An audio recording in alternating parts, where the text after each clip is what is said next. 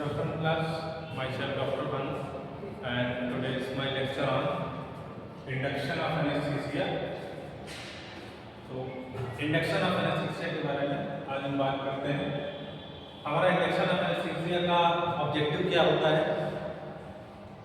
At the end of this session, the learner will be able to define inhalation induction, define intravenous induction, elaborate maintenance of anesthesia, tracheal intubation, Mallampati-Scola and neuromuscular agent।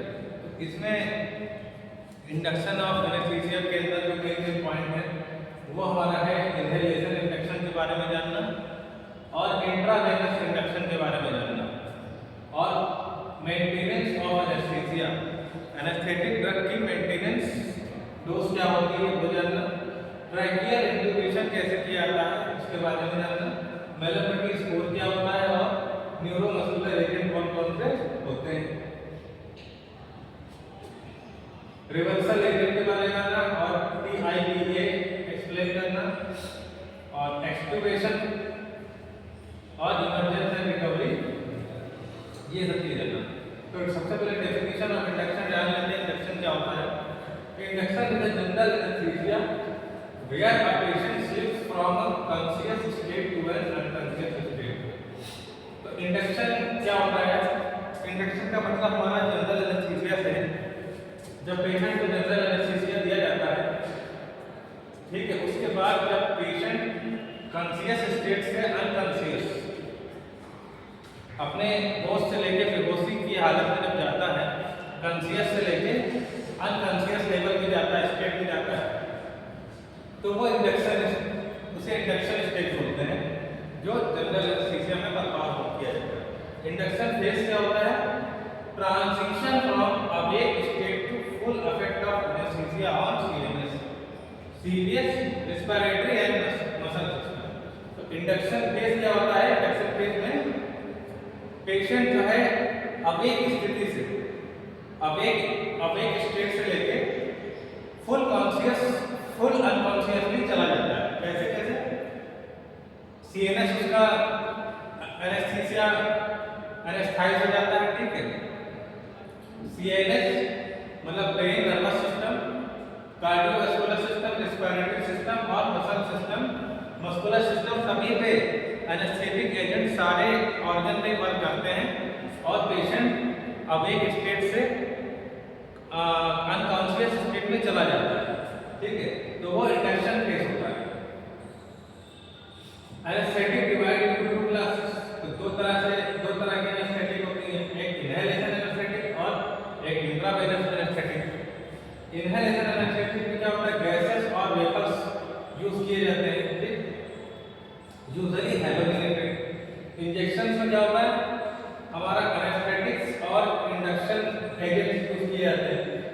Anaesthetic drugs होती है और induction agents होते हैं जो intravenously दिए जाते हैं। Definition of inhalation anaesthesia. Inhalation anaesthesia क्या होता है? Inhalation anaesthesia is a chemical compound होता है anaesthesia processing general anaesthetic properties, जिनमें क्या होती है? जनरल एनेस्थेटिक प्रॉपर्टीज पाई जाती है that can be delivered by inhalation, जिन्हें हम इनहेलेशन के माध्यम से पेशेंट को इनहेल कराया जाता है, मतलब रेस्पिरेटरी सिस्टम के थ्रू इनहेल कराया जाता है, उस माध्यम से दी जाती है, वो इनहेलेशन एनेस्थेटिक होती है। उनमें कौन कौन सी कॉमनली यूज होती है? करंटली यूज एनेस्थेटिक, आजकल जो भी कॉमनली यूज होती है एनेस्थेटिक इनहेलेशन वाली वो कौन सी है? डिस्फ्लोरेन, आइसोफ्लोरेन, सिवोफ्लोरेन और नाइट्रस ऑक्साइड। ये चार एनेस्थेटिक एजेंट इनहेलेशन के माध्यम से ज्यादातर यूज किए जाते हैं। इनहेलेशन इंडक्शन में क्या होता है? कहाँ किस कंडीशन में इनहेलेशन एनेस्थेटिक यूज होती है? इंडिकेशन क्या कब दिया जाना चाहिए इनहेलेशन? जब IV एक्सेस डिफिकल्ट हो, ठीक, वीगो लगाना या कैनुला लगाना या उसके माध्यम से दे पाना मुश्किल हो, तब हम लोग इनहेलेशन माध्यम यूज करते हैं। पोटेंशियल एयरवे ऑब्स्ट्रक्शन या एपिग्लोटिस, एयरवे ऑब्स्ट्रक्शन इंट्यूबेट न कर पाए, कराने में प्रॉब्लम हो रही तो एपिग्लोटिस में इंफेक्शन और इन्फ्लेमेशन, एपिग्लोटाइटिस, उसमें इनहेलेशन इंजेक्शन दिया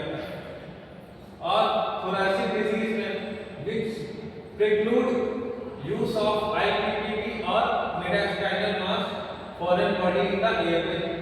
एयरवे में किसी तरह की फॉरेन बॉडी या नियरेस्ट एंगल मास बढ़ा हुआ हो, ठीक है। और ब्रोंकोप्लूरल फिस्टुला की कंडीशन में तो भी पॉसिबल नहीं हो पाती है, ठीक। उस कंडीशन में दिया जाता है patient enable to cooperate with awake airway endoscopy. जो पेशेंट की एंडोस्कोपी नहीं हो पा रही हो अवेक स्थिति में उन्हें इनहेलेशन के माध्यम से सेडेशन उसमें कराया जाता है और उसके माध्यम से एंडोस्कोपी कराई जाती है। इनहेलेशन इंडक्शन क्या है? Describe step briefly to patient emphasis on deep breath with maximal breath holding interval. Best agent are sevoflurane, enflurane और हैलोथेन। तो जो बेस्ट एजेंट है sevoflurane, enflurane, halothane. Desflurane and isoflurane are irritating to airway. तो desflurane और आइसोफ्लोरिन क्या होते हैं? ये एयरवे में इरिटेशन कॉज करते हैं। Avoid narcotics, give sedation with midazolam. तो मिडाजोलम क्या करता है? सेडेशन कॉज करता है, ठीक है। तो नार्कोटिक अवॉइड करते हैं, ठीक है। मिडाजोलम का नार्कोटिक ना कर दो, उसे अवॉइड करते हैं। कोच पेशेंट विद काम रिस्योरिंग वॉइस, ठीक है। पेशेंट को जो है हमें रिलैक्स कराना है, काम कराना है, ठीक है। उसे सारी चीजें बतानी होगी, पेशेंट को प्रोसीजर के बारे में सारी इंफॉर्मेशन देनी होगी। Choice of technique, several deep breath from a prime circuit, slow incremented dose with normal ventilation. तो टेक्निक कौन सी है? तो डीप ब्रेथ कराएंगे या तो नॉर्मल वेंटिलेशन में यूज कराएंगे। कंट्राइंडिकेशन क्या है? एस्पायरेशन रिस्क और active bleeding in airway. Airway में एक्टिव ब्लीडिंग जैसे क्या कफ का और लाइंजियस स्पाज्म का खतरा रहता है, तो उसमें हम लोग इनहेलेशन वाला नहीं यूज करते।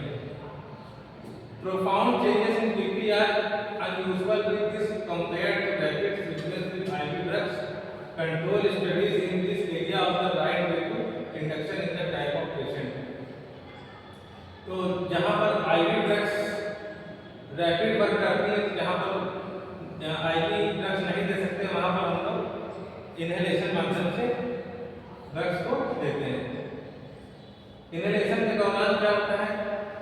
हमें मॉनिटर करना होता है pulse oximetry and title volume CO2 के बारे में जानकारी चाहिए होती है, कैप्नोग्राफी के माध्यम से।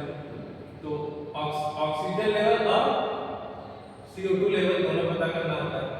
आई and ear of the anaesthesia person, anaesthesia जिसको दिया जा रहा है उसकी आंखें और ईयर को ऑब्जर्व करना रहता है। Experience assistant is very important. जब भी मॉनिटर किया जाए तो एक असिस्टेंट जो एक्सपीरियंस हो उसका होना जरूरी है। ब्लड प्रेशर, इलेक्ट्रोकार्डियोग्राफ और SpO2 मेजर करते रहना चाहिए इनहेलेशन के इनहेलेशन एनेस्थीसिया के दौरान। और लांगी पेशाब आप प्रिपेयर करेंगे। Definition of intravenous anaesthesia. Intravenous anaesthesia क्या होता है? General anaesthesia produced by injection और central nervous system represent into the venous system.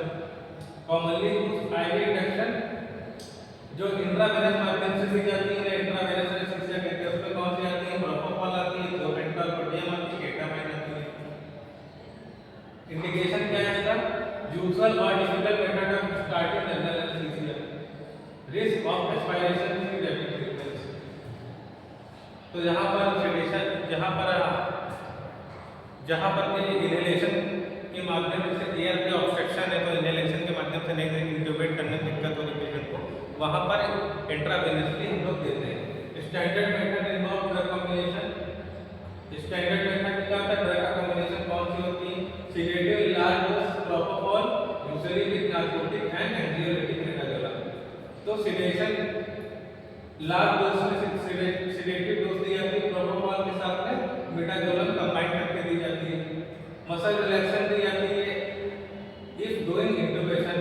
अगर पेशेंट को इंट्यूबेट कर रहे हैं तो उसकी मसल्स, नेक की मसल्स को रिलैक्स कराने के लिए, लैरिंजियल स्पाज्म को खत्म करने के लिए हम लोग इंट्रावेनस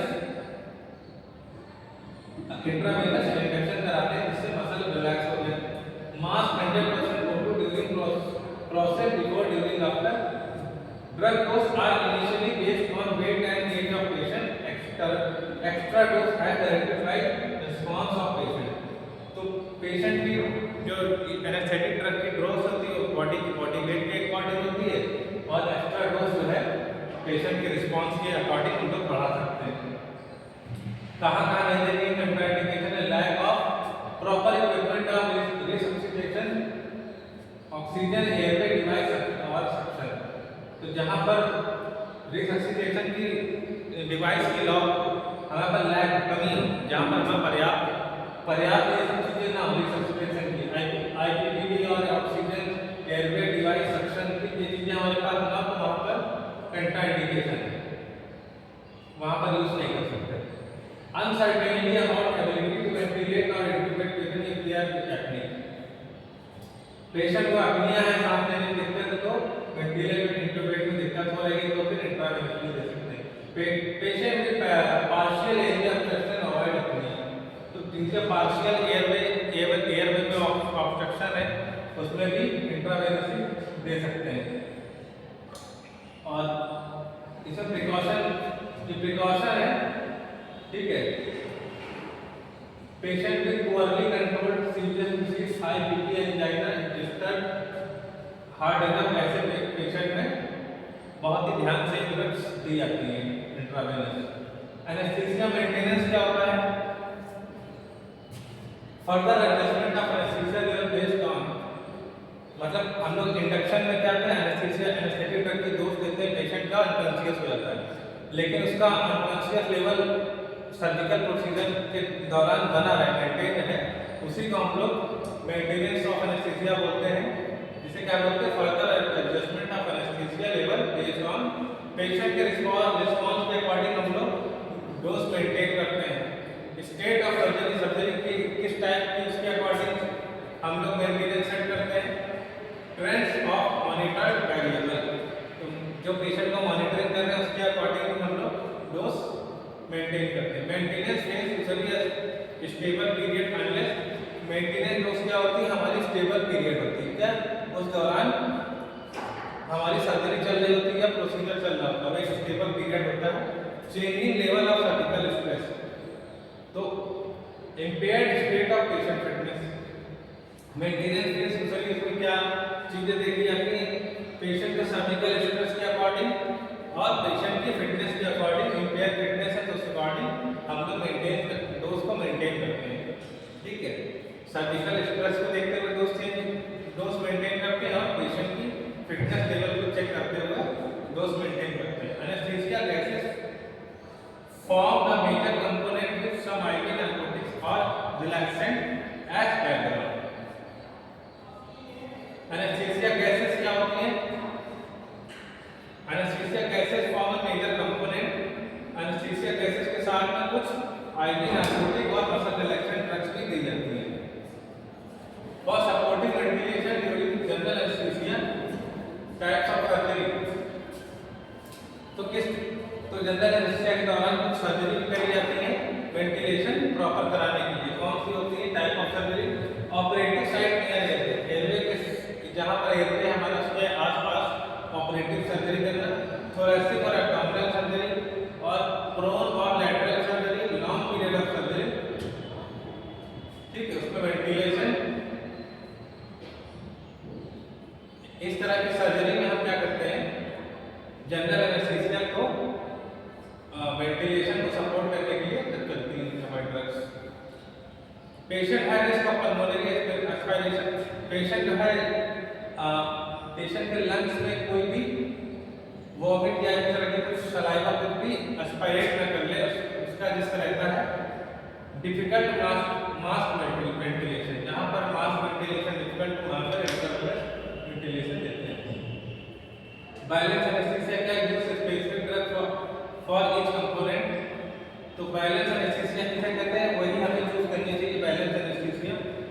तो सेंसरी और कॉग्निटिव मोटर फंक्शन को देखते हुए, सेंसरी में हमारा नाइट्रस ऑक्साइड ऑक्वाइड बेटा में जो होती है वो सेंसरी में किस यूज होती है? एनाल्जेसिया, पेन के लिए यूज होती है, ठीक है, पेन से रिलीफ कर रहा है। कॉग्निटिव में क्या होती है? प्रोड्यूस एमनेशिया प्रोड्यूस करते हैं कि पेशेंट कुछ याद ना रहे, भूल जाए। And preferably unconsciousness inhale agent. IV hypnotic propofol midazolam बैजिकम और थियोपेंटाल ये होती है कॉग्निटिव, ये पेशेंट की कॉग्निटिव चीजों को कंट्रोल करती है। मोटर को, जो मोटर कंट्रोल है हमारा वो मसल रिलैक्सेंट उसको रिलैक्स कराती है, ठीक है। तो मोटर को मसल रिलैक्सेंट, कॉग्निटिव फंक्शन को आईवी हिप्नोटिक, प्रोपोफॉल मिडाजुलम और ये और अनकॉन्शियस इनहेल एजेंट होते हैं। और सेंसरी को मतलब सेंसरी के क्या होता है हमारा पेन रिलीफ कराने के लिए। तो एनाल्जेसिक यूज होते हैं, एनाल्जेसिक के लिए कौन सा नाइट्रस ऑक्साइड, एंडो, ऑपॉइड्स और केटामिन यूज होते हैं। और मोटर के लिए मसल रिलैक्सेंट यूज होते हैं। The emergence from anesthesia, slower version of induction phase in reverse order, CNS wake up in stages of by region, brain stem or lower function first।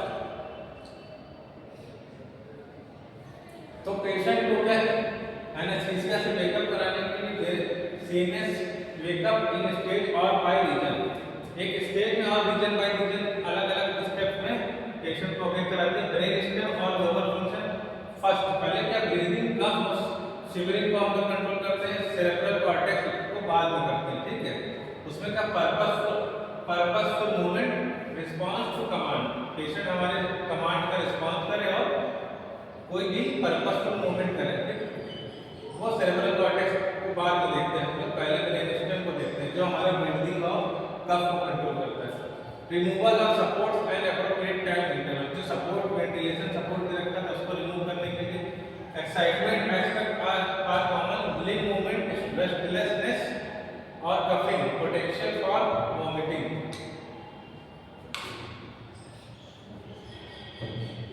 ये anaesthesia के emergence है। Tracheal इंटुबेशन में क्या होता है placement of flexible plastic tube into the trachea में, ये trachea के थ्रू जो है plastic tube flexible tube intubate करी जाती है मेंटेन एन ओपन एयरवे को मेंटेन करने के लिए, एयरवे की ओपनिंग को मेंटेन करने के लिए serve as conduct through which the administer certain drugs. तो इस ट्यूब के माध्यम से इंटुबेट के माध्यम से हम लोग ड्रग्स जो है डिलीवर कर सकें। इस परफॉर्मेंस क्रिटिकली इंजर्ड इल और एनेस्थेटाइज्ड पेशेंट इंटुबेट किया जाता है ऐसे पेशेंट में जो क्रिटिकली इल हो, ठीक, या इंजर्ड पेशेंट हो, किसके लिए to facilitate ventilation of the lungs during mechanical ventilation including mechanical ventilation. तो पेशेंट को वेंटिलेशन फैसिलिटेट करने के लिए ताकि वो लंग्स से अपने सांस ले पाए, तो prevent the possibility of asphyxia of airway obstruction. तो ये इसलिए पर ट्रैकियल इंटुबेशन इसलिए भी परफॉर्म किया जाता है तो प्रिवेंट पॉसिबिलिटी ऑफ एस्फिक्सिया के लिए, ठीक। उसके लंग्स में ऑक्सीजन आराम से पहुंचते रहे, ठीक, उसको एस्फिक्सिया कंडीशन ना होने पाए और एयरवे में ऑब्स्ट्रक्शन ना होने पाए, इस वजह से भी इंटुबेट कराते हैं। कौन कौन से मेथड से इंटुबेट कराते हैं? एंडोट्रैकियल इंटुबेशन कराते हैं, जिसमें ओरोट्रैकियल और नेसोट्रैकियल आता है। नेसोट्रैकियल में नॉस्ट्रल के थ्रू और ओरोट्रैकियल में माउथ के थ्रू हम लोग ट्रैकियल में पहुंचाते हैं। क्रीकोथायरॉयडोटमी के माध्यम से और ट्रैकियोटमी के माध्यम से, ठीक है। ये क्रीकोथायरॉयडोटमी है, यहाँ पे इंसिजन साइट होता है और ट्रैकियोटमी में उसके नीचे की तरफ ट्रैकिया में जो है इंसिजन मार्क किया जाता है।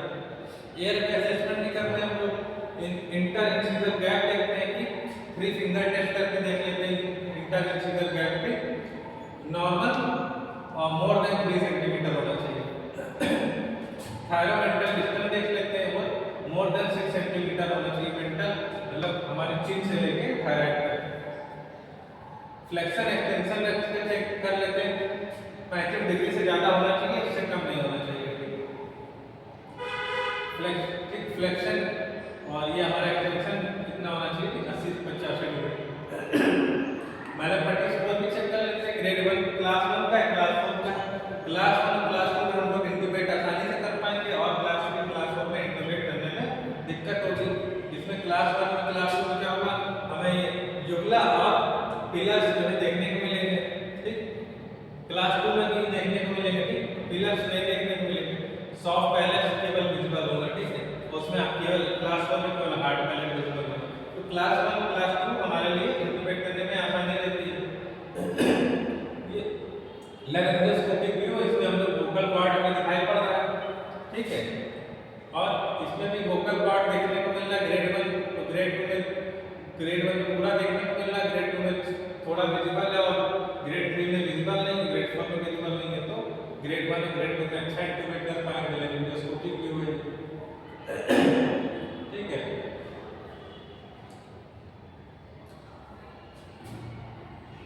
तो कॉज ऑफ डिफिकल्ट इंटरप्रिटेशन किस वजह से डिफिकल्ट इंटरप्रिटेशन होता है? एनास्थेटिक्स इनएडिक्वेट प्री ऑपरेटिव असेसमेंट, अगर पहले से असेसमेंट सही से नहीं किया गया तो दिक्कत होती है इंटरप्रेट करने में।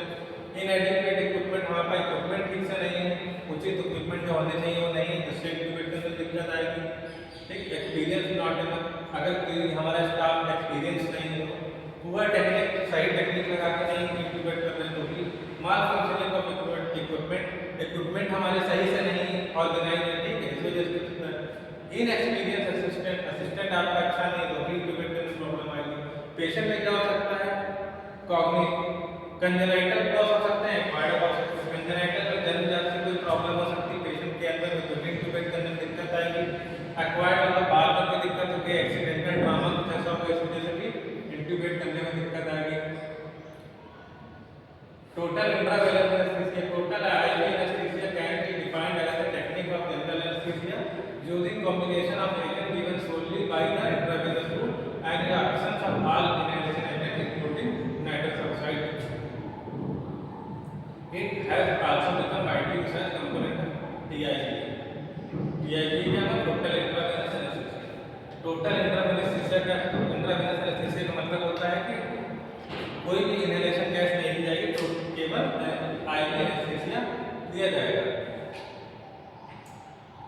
न्यूरोमस्कुलर एजेंट क्लासिफाइड कौन कौन से आते हैं? पेरिफेरल एक्टिंग ड्रग होती है, न्यूरोमस्कुलर ब्लॉकिंग एजेंट होती है, उसमें क्या क्या आती है? डिपोलाइजिंग मसल रिलैक्सेंट आती है, नॉन डिपोलाइजिंग मसल रिलैक्सेंट आती है, ठीक, जो हमारे CNS पे वर्क करती है।